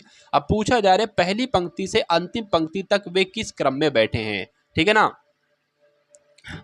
क्या आपसे साथियों पूछा जा रहा है कि पहली पंक्ति से मतलब यहां से शुरू करना है और यहां तक आपको ले जाना है, इनका क्रम क्या है साथियों, इनका क्रम तो DECAB है, ये है। तो DECAB कहां पर लिखा हो, ये तो मुझे पहले ऑप्शन में ही साथियों नजर आ रहा है, DECAB ऑप्शन नंबर ए आपका बिल्कुल सही जवाब हो जाता भाई। बहुत बढ़िया, वेरी गुड क्लास। अब उसके बाद देखिए अगले नंबर का प्रश्न आपकी स्क्रीन पर है, तो ये साथियों सिंप्लीफिकेशन का क्वेश्चन है, इसको सॉल्व करने की कोशिश कीजिए। देखिए यहाँ पर कुछ एरर है, जैसे कि जब ये सबसे बड़ा ब्रैकेट यहाँ पर लगा है तो यहाँ पर भी सबसे बड़ा ब्रैकेट लगा होना चाहिए, तो ये सबसे बड़ा साथियों ब्रैकेट लग गया। उसके अलावा अगर बात करें यहाँ पर बीच वाला ब्रैकेट लगा है तो यहाँ पर साथियों आपका क्या लग जाएगा, एक तरीके से ये बीच वाला ब्रैकेट लग जाएगा। उसके बाद अगर बात करते हैं ये साथियों प्लस नहीं है, ये क्या है, ये भाग का निशान है साथियों, भाग का निशान। अब इसको सबसे पहले जो सबसे छोटे वाले ब्रैकेट में ना उसको सबसे पहले सॉल्व करेंगे, यानी कि इसको सबसे पहले आप लोग सॉल्व करेंगे। तो 16 भाग 2 क्या आ जाएगा, 8 आ जाएगा, 2 अट्ठे 16 आ जाएगा। 8 की 4 से गुणा हो जाएगी, 4 अट्ठे 32 हो जाएगा। 32 में से साथियों जब 11 जाएगा तो कितना बचेगा, 21 बचेगा, यानी कि यहाँ पर आपका क्या आ जाएगा साथियों, एक तरीके से 21 आ जाएगा। ये बात आप समझ गए होंगे, ठीक है ना। और 21 जो आएगा वो माइनस का आएगा। अब 20 माइनस है तो माइनस यहाँ पर एक तरीके से ये प्लस हो जाएगा, यानी कि 20 प्लस 21 कितना हो जाएगा, 20 प्लस 21 आपका 41 हो जाएगा। तो 41 जो होगा ना वो इसकी इतने की जगह पर क्या आ गया साथियों, 41 आ गया। अब 25 माइनस का है, 25 क्या है साथियों, माइनस का है। तो जब 25 माइनस का है साथियों तो 25 इसमें से घटाएंगे हम, 25 जब इसमें से घटाएंगे तो कितना बचेगा, 6 बचेगा। और यहाँ पर साथियों क्या बचेगा, एक तरीके से यहाँ पर 1 बचेगा, तो 16 बच गया। अब अगर साथियों बात करते हैं ये माइनस का है तो 48 में से 16 घटेगा साथियों, 48 में से जब 16 घटेगा ना तो क्या बचेगा साथियों, 32 बचेगा। और 32 ही आपका बिल्कुल सही जवाब हो जाता भाई। बहुत बढ़िया, वेरी गुड क्लास। उसके बाद देखिए अगले नंबर का क्वेश्चन आपकी स्क्रीन पर है, देखिए यहां पर अगर बात करें निम्नलिखित में से कौन सी संख्या इकाई के स्थान पर नहीं होगी जबकि किसी संख्या का वर्ग किया जाए। मान लीजिए साथियों किसी संख्या का अगर हम स्क्वायर करते हैं तो क्या आता है, 4 आता है। किसी संख्या का स्क्वायर करते हैं तो क्या आता है, 9 आता है। या किसी संख्या का स्क्वायर करते हैं तो क्या आता है साथियों, 16 आता है। तो आपसे ये पूछा जा रहा है कि जब हम किसी भी संख्या का स्क्वायर करें तो इसमें से ऐसा कौन सा नंबर है जो इकाई के स्थान पर ना आए साथियों, इकाई के स्थान पर ना आए। देखिए कभी किसी भी संख्या, दुनिया में किसी भी संख्या का अगर आप स्क्वायर करते हैं तो साथियों कभी भी इकाई के स्थान पर 2 नहीं आ सकता, कभी भी 3 नहीं आ सकता, 7 भी नहीं आ सकता और 8 भी नहीं आ सकता। तो यहां पर कुल मिला के अगर बात करते हैं 2 आपका राइट आंसर हो जाएगा। यानी कि किसी भी संख्या का अगर स्क्वायर कराओगे तो इकाई के स्थान पर नहीं होगा, क्या नहीं होगा, 2 नहीं होगा, 3 नहीं होगा, 7 नहीं होगा, 8 नहीं होगा। तो कुल मिला के साथियों यहां पर 2 ऑप्शन नहीं है तो 2 ऑप्शन आपका राइट आंसर हो जाता है। उसके बाद देखिए अगले नंबर का प्रश्न आपकी स्क्रीन पर है, 3 संख्याएं हैं ABC, इनके संबंध में कहा गया है कि ए जो है ना ये बी का 1/3 है। देखिए अब एक बात मैं आपको बतला देता हूँ, ए जो है ना ये बी का मतलब गुणा 1/3 है, तो इसको हम ऐसे नहीं लिख सकते बी इसके नीचे आ जाएगा, यानी कि ए बटे बी बराबर कितना हो जाएगा 1/3 हो जाएगा, यानी कि ए और बी का अनुपात कितना हो जाएगा 1:3 हो जाएगा। तो इसको साथियों हम कैसे लिख ले रहे हैं, इसको हम लिख ले रहे हैं ऐसे लिख ले रहे हैं साथियों करके, चलिए 1/3 हो गया। अब उसके बाद कहा गया है कि बी और सी क्या है, बी जो है ना ये सी का 2/5 है, यानी कि बी और सी का अनुपात कितना है 2/5 है। चलिए बहुत बढ़िया। अब ए प्लस बी प्लस सी का मान कितना है साथियों, आपको दिखाया जा रहा है, मान यहां पर कितना है 46 है। चलिए तो सी और ए के बीच का अंतर आपसे पूछा जा रहा है। देखिए सबसे पहले अगर बात करते हैं हम लोग यहां पर क्या कि ए अनुपात बी अनुपात सी निकाल लेते हैं, यानी कि इन तीनों संख्याओं का अनुपात निकालने के लिए हमें ए और बी लिखना पड़ेगा, 1 और 3 लिखना पड़ेगा। चलिए फिर बी और सी यानी कि 2:5 लिखना पड़ेगा, और ए अनुपात बी अनुपात सी निकालने के लिए हम यहाँ पर उल्टा n बना देंगे और इसकी गुणा करा देंगे, यानी कि जब 1 की गुणा 2 से कराओगे तो 2 आएगा जो कि अनुपात होगा ए का, 2 की गुणा 3 से यानी कि 2 3 6 ये आएगा बी की जगह पर, और यहाँ पर 15 आ जाएगा। तो कुल मिला के अनुपात अब आपको मालूम पड़ गया। अब यहाँ पर साथियों अगर बात करते हैं ना, देखिए यहां पर साथियों अगर बात करते हैं तो ये आपका क्या हो जाएगा 2x + 6x + 15x, इसका मान इसको जब हम जोड़ेंगे ना तो कितना आ जाएगा साथियों, एक तरीके से 26 आ रहा है, देखिए जरा 26 नहीं आ रहा है, 23 आ रहा है। तो 23x बराबर इसका मान कितना दे रखा है 46 दे रखा है, तो 23 दूना 46 होता है, यानी कि x बराबर क्या आ जाएगा 2 आ जाएगा। तो जब x बराबर 2 आ गया आप कोई दिक्कत ही नहीं है, तो c और a यानी कि c कितना है साथियों 15x है, तो 15 दूना कितना हो जाएगा 30 हो जाएगा, 2x है तो 2 की गुणा 2 से होगी आपका 4 हो जाएगा। तो इन दोनों का डिफरेंस आपसे पूछा गया, इन दोनों का डिफरेंस यानी कि इन दोनों को माइनस कराओगे तो 26 निकलेगा, और 26 ही आपसे पूछा गया था, तो 26 आपका इस क्वेश्चन का बिल्कुल सही जवाब हो जाता भाई। बहुत बढ़िया, वेरी गुड क्लास। अब उसके बाद देखिए अगले नंबर का क्वेश्चन आपकी स्क्रीन पर बताइए, थोड़ा अच्छे लेवल का क्वेश्चन है साथियों, मैंने आपको बताया था मैथ के क्वेश्चन थोड़े से यहाँ पर हार्ड करने की कोशिश की जाएगी। चलिए तो कहा गया है उस अनुपात को ज्ञात करें जिसमें एक 192 प्रति किलोग्राम कीमत वाला मिश्रण है, ठीक है ना, और उसके अलावा 150 प्रति किलोग्राम कीमत वाला मिश्रण है। इसको क्या लिखा हुआ है साथियों 150 किलोग्राम वाला मिश्रण के साथ, अच्छा इस तरह मिलाया जाता है, इस तरह ये कुछ नहीं है साथियों, 5 कुछ नहीं, इस तरह मिलाया जाता है ताकि जब अंतिम मिश्रण को 194.40 प्रति किलोग्राम पर बेचा जाए तो मुनाफा कितना हो 20% का मुनाफा हो। देखिए इस टाइप का क्वेश्चन एग्जाम में पूछा ही पूछा जाता है, और ये समझ लीजिए साथियों बस नंबर चेंज किए जाते हैं, ये और ये चेंज करेंगे, ये चेंज करेंगे और ये चेंज करेंगे, बाकी जो लैंग्वेज है ना लैंग्वेज सेम रहती है। तो आपके सामने अगर ऐसा क्वेश्चन आ जाए तो आपको क्या करना है ये देख लीजिए एक बार साथियों। देखिए एक जो चीज बेची जा रही है वो 192 रुपए में बेची जा रही है, दूसरी चीज जो बेची जा रही है 150 रुपए में बेची जा रही है, ऐसे दो चीजें आप लिख लेंगे। और यहां पर देखेंगे कि जब उसको 194.40 रुपए में बेचा जाता है तो 20% का मुनाफा होता है। 20%, अरे भाई लाए तो थे 100% में, 20% का मुनाफा हो रहा है, यानी कि 120% की जो वैल्यू है वो 194.40 है। चलिए अब 100% की वैल्यू निकालिए और वो वैल्यू यहां पर आपको रखना है। तो 100% की वैल्यू कैसे निकालेंगे, 120 यहां पर आ जाएगा और गुणा इसके साथ 100 से हो जाएगी। 2 नंबर के बाद पॉइंट है, पॉइंट हटाएंगे नीचे 2 जीरो बढ़ाएंगे, अब इस 100 से ये 100 कैंसिल हो जाएगा, इस 0 से ये 0 आपका कैंसिल हो जाएगा। 12 से कट कीजिए 1944 को, तो 12 एकम 12 हो जाएगा, कितना साथियों बचेगा 7 बचेगा, 12 पंजे 60, 12 छंग आपके 72 हो जाएंगे, कितना बचेगा 2 बचेगा, 12 दूना आपका 24 हो जाएगा। यानी कि 100% की वैल्यू जो आई है वो साथियों 162 आई है। अब क्या काम करेंगे, अब इनका डिफरेंस निकालेंगे, तो साथियों इनका डिफरेंस क्या होगा 2 2 0 आ जाएगा, 9 में से 6 3 आ जाएगा, तो 30 इसका डिफरेंस हो जाएगा। चलिए भाई इसका डिफरेंस कितना हो जाएगा 12 हो जाएगा। तो इसका ही तो अनुपात आपसे पूछा जा रहा है कि भैया उस अनुपात को ज्ञात करें जिसमें एक 192 प्रति किलोग्राम कीमत वाले मिश्रण को और 150 किलोग्राम कीमत वाले मिश्रण को इस तरह मिलाया जाता है कि जब अंतिम मिश्रण को इतने रुपए प्रति किलोग्राम में बेचा जाता है तो 20% का मुनाफा होता है। तो उस अनुपात का आपको बताना है, यानी कि इन दोनों के अनुपात को आपको बताना है। तो इसको जरा 3 से कट कर लो साथियों, क्या आ जाएगा, और फिर 2 से कट कर लोगे तो 2:5 आ जाएगा, और 2:5 ही आपका बिल्कुल सही जवाब हो जाएगा, जो कि ऑप्शन नंबर ए में है भाई। बहुत बढ़िया, वेरी गुड क्लास। साथियों कठिन क्वेश्चन को थोड़ा सा आसान तरीके से मैंने आपको समझाने की कोशिश की है। उसके बाद देखिए अगला प्रश्न आपकी स्क्रीन पर है कि एक संख्या को जब 25% कम किया जाता है तो वो 225 हो जाती है। यानी कि मान लीजिए कोई संख्या तो 100% होती है, 25% कम किया यानी कि 75% संख्या को कर दिया और वो संख्या कितनी हो गई, 225 हो गई। यानी कि साथियों 75% अगर 225 है तो 100% कितना हो जाएगा, ये आपको पता करना होता है सबसे पहले। तो साथियों कैसे करेंगे, देखिए अब 75 की भाग इससे कर दी, अब यहाँ पर 1 आ गया तो इसको 100 बनाने के लिए इससे भी 100 से गुणा करेंगे और इससे भी 100 से गुणा करेंगे तो इससे भी 100 से गुणा कर ली। 25 चौक 100, 25 तियां 75, 3 एकम 3, 3 सत्ते 21 और 3 पंजे 15 हो जाएंगे। 75 चौक कितने होते हैं, 300 होते हैं। तो कुल मिला के अगर बात करते हैं ना 300 साथियों, यहाँ पर 100% की एक तरीके से वैल्यू आ जाएगी 300 रुपए। चलिए कहा जा रहा है इस संख्या में कितने प्रतिशत की वृद्धि की जाए कि ये संख्या 75 हो जाए। देखिए 300 तो हो गई थी संख्या, अब कह रहे हैं कि अगर हम इसको 375 कर दें यानी कि इसमें 75 मिला दे तो उसमें कितने प्रतिशत की वृद्धि होगी।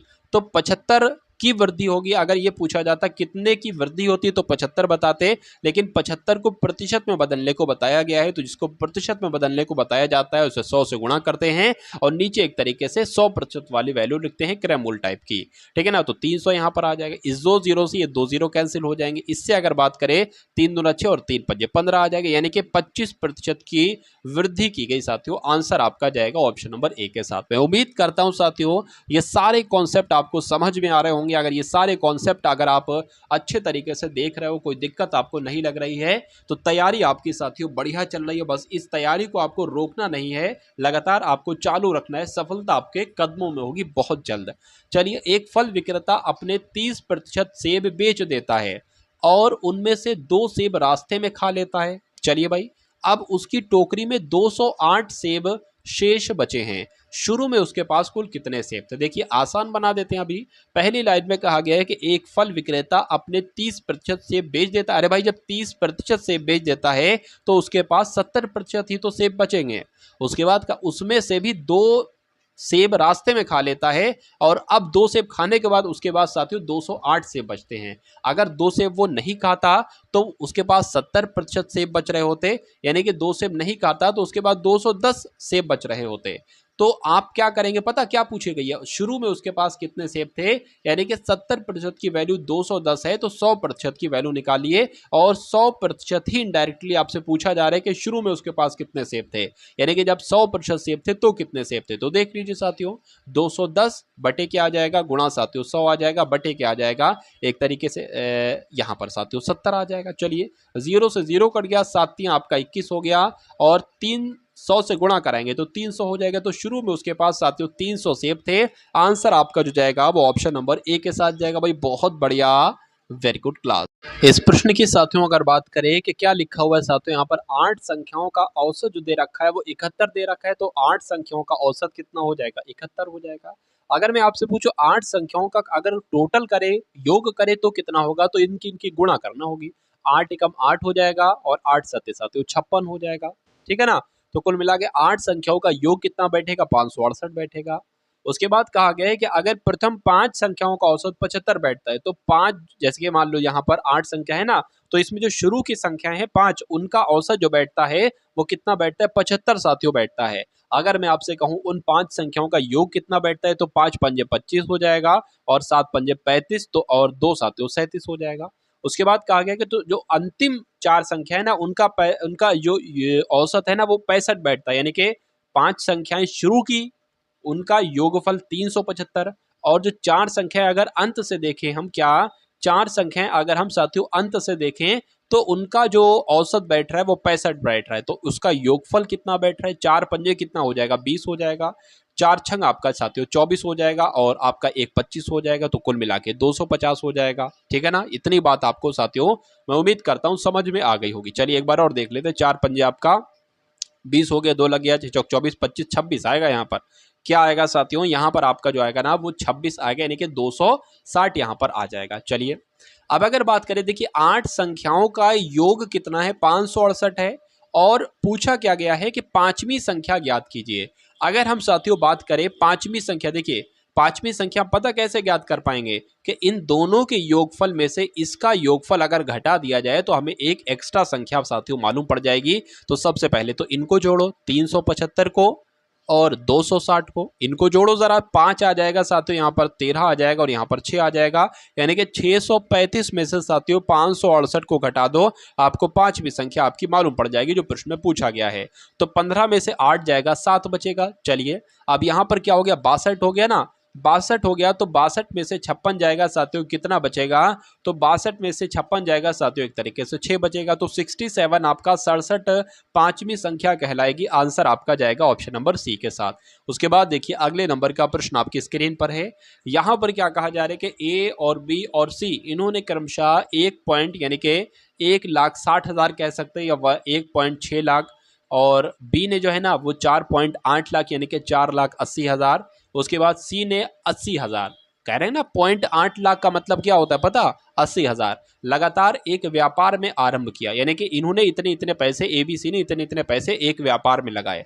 कह रहे हैं कि वर्ष के अंत में जो लाभ होता है ना वो 1,17,000 का होता है या 1.17 लाख का लाभ होता है। तो ए का लाभ क्या होगा, अगर आपसे बी का लाभ पूछ लिया जाए तो बी का लाभ भी मालूम पड़ जाएगा, सी का लाभ अगर आपसे पूछ लिया जाए तो वो भी आपको मालूम पड़ जाएगा। सबसे पहले अगर बात करते हैं, ए ने कितने रुपए लगाए थे, 1,60,000, तो 1,60,000 रुपए लगाए थे, चलिए 1,60,000 लिख दिए।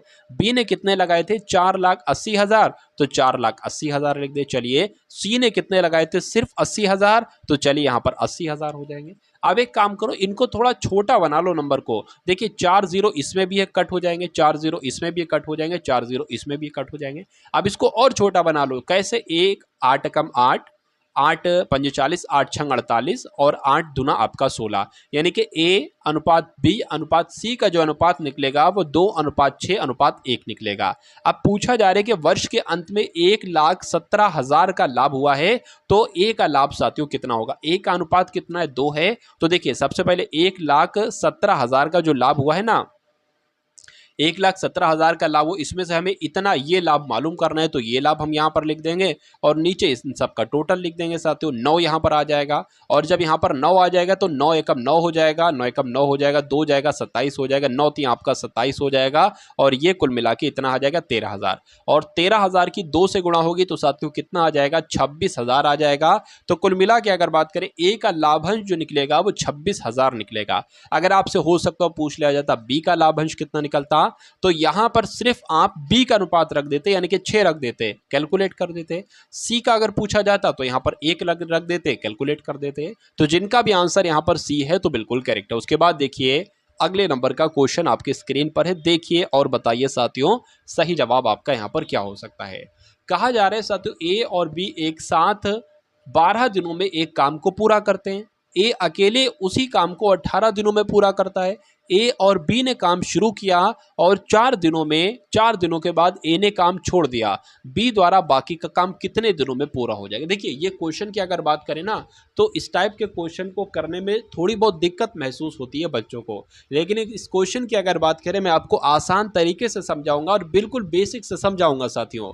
अब और इस क्वेश्चन में कुछ नहीं है, पहले तो ये आप लोग समझ लीजिए। देखिए ए और बी की बात की गई है, यानी कि ए और बी अगर मिलकर किसी काम को करते हैं तो वो 12 दिन में कर लेते हैं। कहा जा रहा है कि ए अकेला अगर उस काम को करता है तो 18 दिन उसको लगते हैं। चलिए कोई दिक्कत नहीं, 18 दिन उसको लगते हैं। अब एक काम कीजिए, अब आपकी अगर बात करें 12 18 है, तो एक ऐसा नंबर यहां पर लिखिए कि जो 12 के पहाड़े में भी आए और 18 के पहाड़े में भी आए, तो मैं कहूंगा साथियों 72 ऐसा नंबर है। अब देखिए कितनी बार में 72 आता है, तो 12 पंजे 60, 12 छंग 72, 6 बार में आता है। और 18 की अगर बात करें, 18 चौक आपका 72 हो जाता है। चलिए कोई दिक्कत नहीं है। अब मैं कह सकता हूं कि ये वाला जो नंबर है ये टोटल काम है, ये कुल मिला के काम है। उसके अलावा ये 4 क्या है, 4 एक दिन में 4 काम करता है, और ए बी दोनों मिलकर 6 काम करते हैं। अब मुझे ये बताइए, जब ए एक दिन में 4 काम करेगा तो बी एक दिन में कितना काम करेगी। अरे भाई दोनों मिलकर 6 कर रहे हैं, तो जब ए ने 4 कर लिया एक दिन में, तो बी साथियों 2 ही तो करेगी। इन दोनों का टोटल ही तो है ये 6। चलिए कोई दिक्कत नहीं। अब क्या कहा जा रहा है, अब कहा जा रहा है कि ए और बी ने काम शुरू किया। चलिए ए और बी ने काम शुरू किया, यानी कि ये दोनों मिलकर अगर एक दिन में काम करते हैं वो 6 करते हैं, तो 6 काम जो करते हैं वो एक दिन में करते हैं, और टोटल काम 72 है। ए और बी ने काम शुरू किया और 4 दिनों तक काम किया, तो कुल मिला के अगर 4 दिनों तक ये काम करेंगे तो टोटल 24 काम कर पाएंगे। चलिए कोई दिक्कत नहीं है, 24 ए और बी ने काम शुरू किया और अगर 4 दिन तक काम करते हैं तो 24 काम इन्होंने कर लिया। उसके बाद कह रहे हैं कि ए ने काम छोड़ दिया, मतलब अब सिर्फ बी और करेगा। अच्छा, अब ये देखिए कि जब 72 टोटल काम था और यहां पर अगर बात करें 24 काम कर लिया गया है तो 48 काम ही तो बचा है, 48 काम ही तो बचा है। और बी द्वारा बाकी का काम यानी कि 48 काम जो बाकी का बचा है ये कितने दिन में बी पूरी करेगी। मैंने आपको बताया कि बी एक दिन में 2 काम करती है और अब बचा हुआ काम 48 है, तो ये कितने दिन में पूरा करेगी?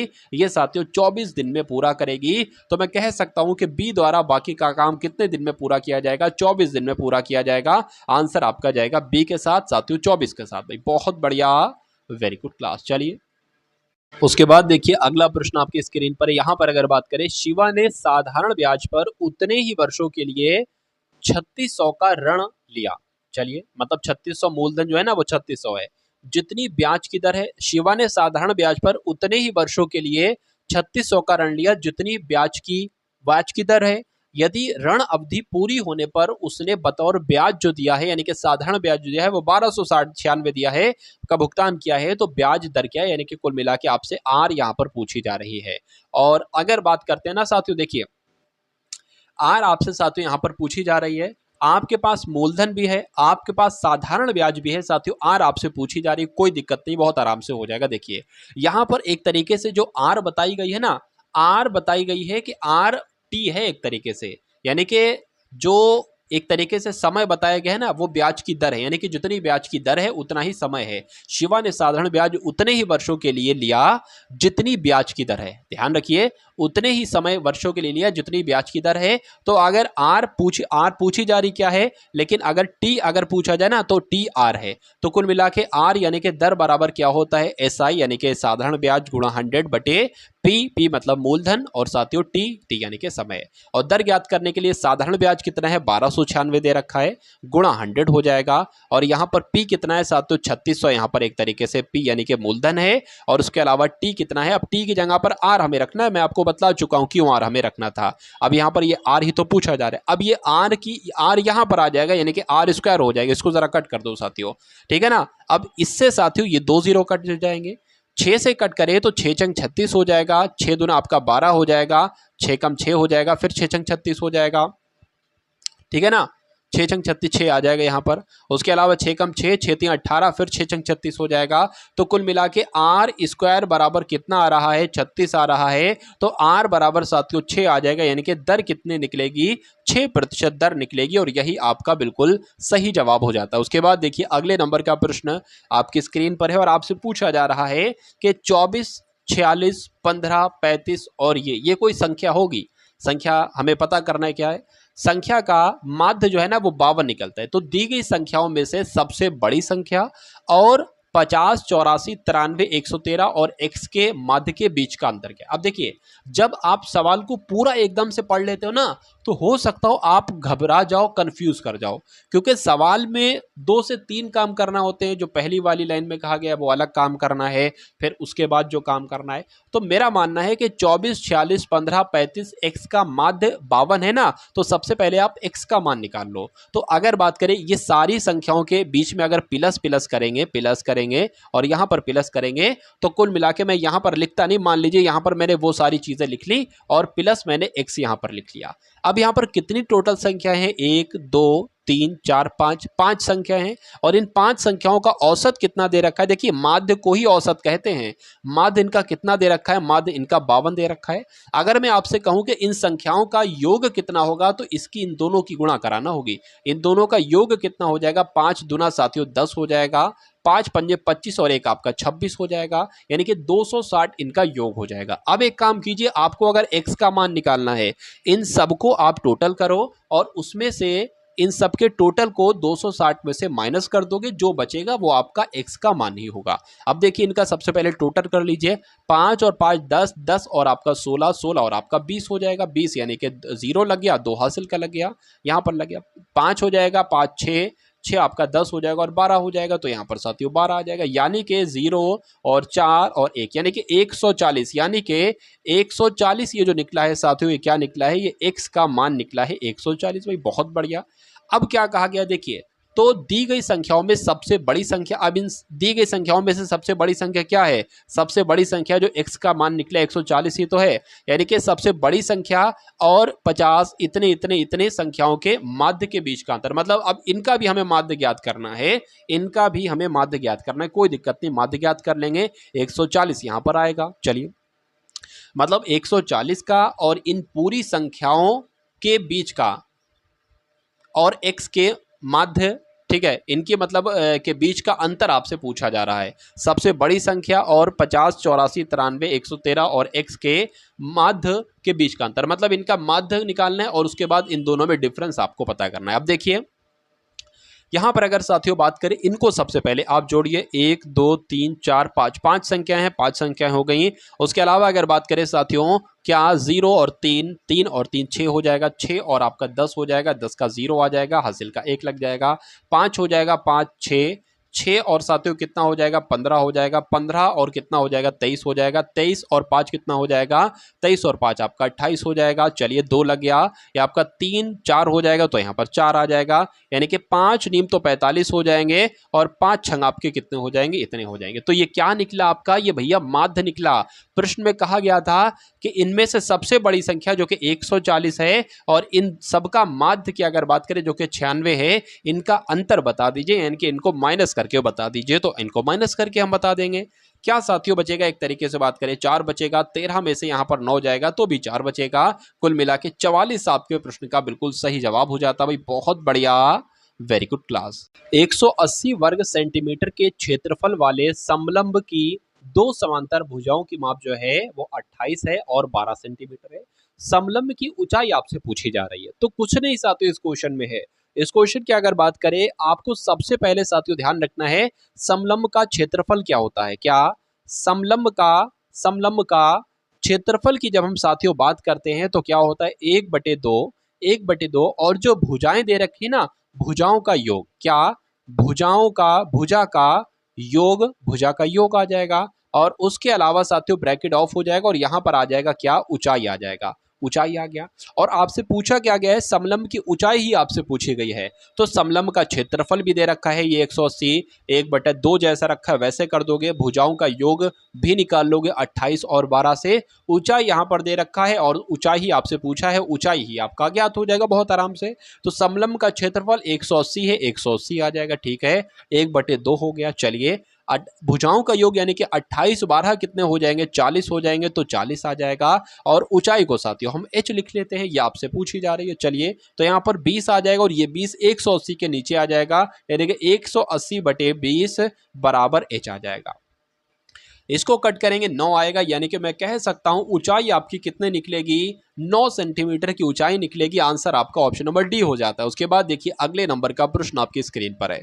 चलिए उसके बाद देखिए नेक्स्ट नंबर का क्वेश्चन आपकी स्क्रीन पर है कि एक वृत्तीय भूखंड का परिमाप आपको बताना है जिसका क्षेत्रफल 154 मीटर है। चलिए कोई दिक्कत नहीं है।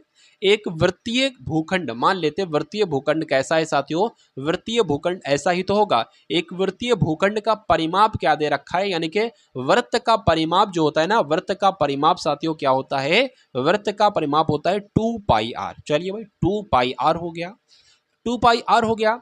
तो वृत्त भूखंड का यानी कि वृत्त का परिमाप आपसे पूछा जा रहा है, ये 2πr कितना होगा ये आपसे पूछा जा रहा है। और वृत्त का क्षेत्रफल आपको दे रखा है। वृत्त का क्षेत्रफल क्या होता है साथियों, वृत्त का क्षेत्रफल होता है πr², यानी कि πr² की वैल्यू आपको दे रखी है 154 है। चलिए कोई दिक्कत नहीं है, यानी कि अगर बात करते हैं साथियों 22/7 और r² बराबर 154। अब अगर बात करें यहां पर साथियों 154 है और इस 7 की गुणा इससे हो जाएगी, 7 की गुणा इससे हो गई और इस 22 की भाग साथियों इससे हो जाएगी और ये जो निकलेगा वो r² निकलेगा। चलिए कोई दिक्कत नहीं है। 11 दूना आपका 22 हो जाएगा, 11 एकम 11, 11 चौक आपका 44 हो जाएगा, 2 एकम 2, 2 सत्ते 14 हो जाएंगे, यानी कि 7 सत्ते 49 है। अब r² बराबर 7 सत्ते 49 है तो r बराबर क्या हो जाएगा, 7 हो जाएगा। भाई बहुत बढ़िया। अब अगर बात करें आपसे पूछा क्या गया था कि वृत्तीय भूखंड का परिमाप यानी कि 2πr का मान आपसे पूछा गया था, तो 2 लिख लिया। पाई का मान क्या होता है, 22/7 होता है, 22/7 होता है, 22/7 होता है। और r हमने इसीलिए तो निकाला क्योंकि यहाँ पर हमें r चाहिए चाहिए था और आर का मान आया है 7, यानी कि 7 से हो जाएगा 7 कैंसिल, 22 दूना हो जाएगा 44 और आपका राइट आंसर हो जाएगा 44, यानी कि वृत्तीय भूखंड का परिमाप जो निकल कर आएगा वो 44 मीटर निकल कर आएगा भाई। बहुत बढ़िया, वेरी गुड क्लास। उसके बाद देखिए अगले नंबर का क्वेश्चन है, चलिए देखिए यहां पर अगर साथियों बात करते हैं कि वृत्त का एक वर्ग का क्षेत्रफल जो दे रखा है वो 50 वर्ग इकाई दे रखा है। वर्ग क्या होता है? वर्ग साथियों ये होता है, ये एक मान लेते हैं क्या है, एक वर्ग है। और वर्ग का क्षेत्रफल जो दे रखा है ना साथियों, देखिए वर्ग का क्षेत्रफल अगर हम इसको a मान लेते हैं तो वर्ग का क्षेत्रफल क्या हो जाता है, ए स्क्वायर हो जाता है, कोई दिक्कत नहीं है। अच्छा क्षेत्रफल दे रखा है वर्ग का, यानी कि ए स्क्वायर की वैल्यू दे रखी है, कितनी है, 50 है। चलिए तो ए स्क्वायर यानी कि क्षेत्रफल दे रखा है 50 है, लेकिन हमें ए की जरूरत पड़ेगी साथियों।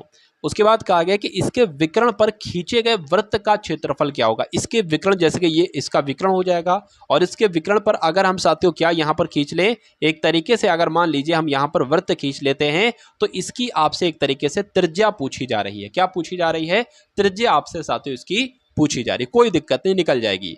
चलिए आप सबसे पहले तो आप ए का मान निकालो। ए स्क्वायर बराबर 50 है तो ए बराबर क्या होगा, पता क्या होगा, देखिए 50 को एलसीएम टाइप से कर लो तो 2 से अगर कट करोगे साथियों क्या आ जाएगा, यहाँ पर 25 आ जाएगा और उसके बाद साथियों 5 आ जाएगा, 5 पंजे 25 हो जाएगा और फिर 5 आ जाएगा, यानी कि 5 5 तो है। देखिए अगर बात करें ए बराबर क्या हो जाएगा, √50 हो जाएगा।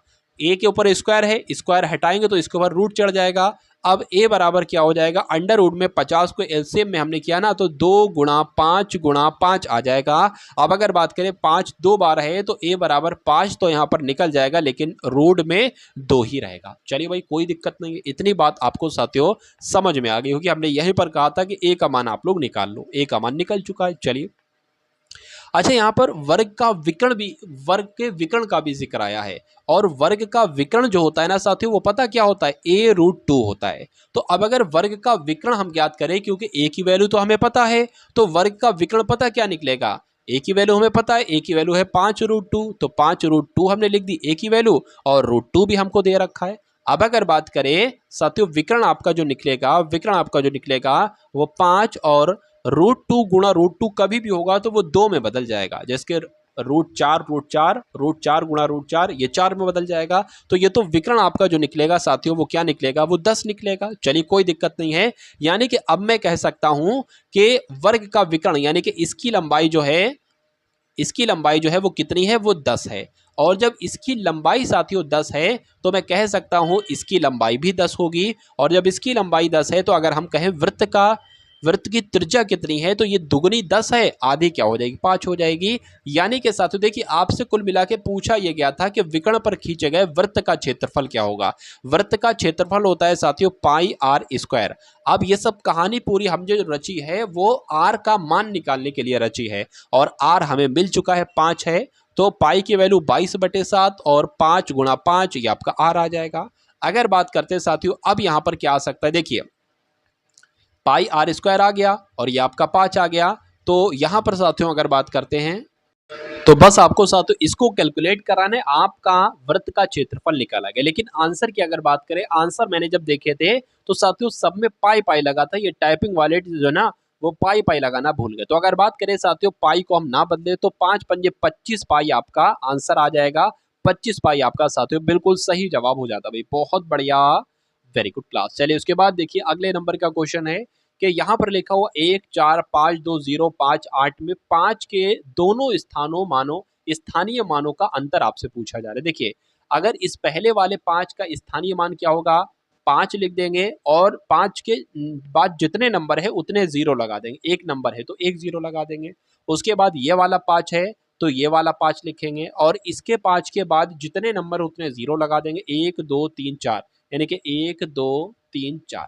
अब कहा गया इनका अंतर ज्ञात कीजिए, यानी कि इनको माइनस कराना है साथियों। तो साथियों देखिए 50,000 में से जब आप 50 माइनस करेंगे तो कितना बचेगा, 49,950 बचेगा और यही आपका बिल्कुल सही जवाब हो जाता है। चलिए उसके बाद देखिए n एक संख्या है जिसे 94 से विभाजित किया जाता है। n को हमने 94 से विभाजित किया, शेषफल क्या बचता है 40 बचता है। जब उसी संख्या को 47 से विभाजित किया जाए तो शेषफल क्या बचेगा।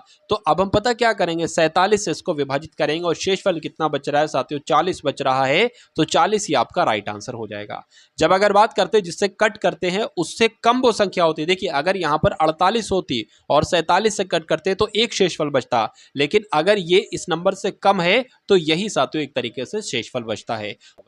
साथियों अगर बात करें साथियों, कुछ मैंने क्लासेस आपके लिए बनाए हैं यूपी पुलिस कांस्टेबल के लिए, उसका लिंक मैंने आपको डिस्क्रिप्शन में दे दिया है। मेरा मानना है कि उन सभी अगर क्लासेस को आप वॉच कर लेते हैं साथियों एक एक दिन में, मतलब एक दिन में 2 क्लास या एक दिन में 3 क्लास, बाकी 25 से 30 क्लासेस वहां पर होंगी, तो मेरा मानना है आपका साथियों हिंदी आपकी इतनी मजबूत हो जाएगी कि हिंदी में पूरे में से पूरे नंबर होंगे। रीजनिंग आपकी इतनी मजबूत हो जाएगी कि पूरे में से पूरे यानी कि 55-56 क्वेश्चन आ रहे हैं तो उसमें 55-56 क्वेश्चन आप करके आएंगे एग्जाम में।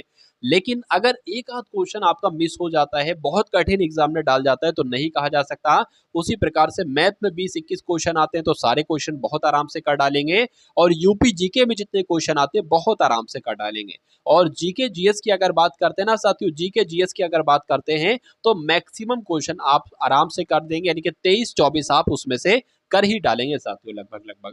तो कुल मिला के उसका लिंक आपको डिस्क्रिप्शन में दे रखा है, बिल्कुल निशुल्क वो प्लेलिस्ट आपके लिए है, उसको सेव कर लीजिएगा साथियों, डेली उसको वॉच कीजिएगा अलग अलग वीडियो को।